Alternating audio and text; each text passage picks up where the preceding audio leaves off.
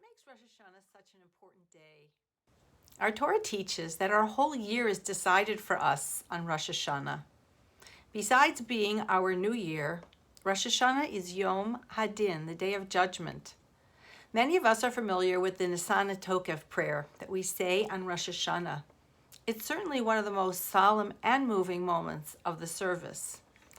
The prayer says, "It is true, God, that you alone are the one who judges, proves, knows, and bears witness, who writes and seals, counts and calculates, who remembers all that was forgotten. You will open the book of Chronicles, it will read itself, and everyone's signature is in it. All mankind will pass before you like members of the flock, and you will consider the soul of all the living, and you shall apportion the fixed needs of all your creatures and inscribe their verdict." Sounds a little scary. Do we like judgment? We certainly don't like being judged by our fellow humans.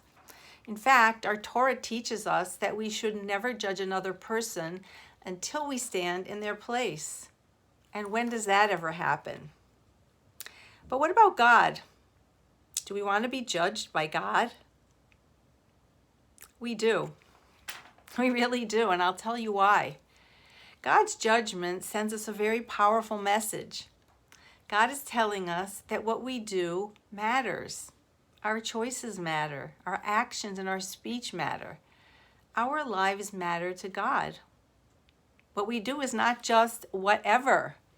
Our choices impact ourselves, others, and ripple outward, having an impact farther than we can even fathom.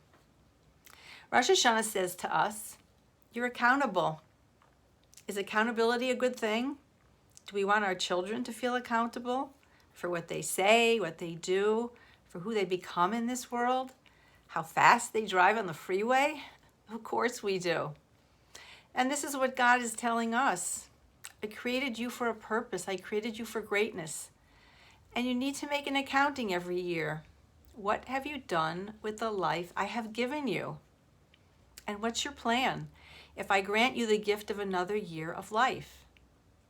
Rosh Hashanah calls to each one of us to make one small change each year, one small but significant change to show God that we take our lives seriously.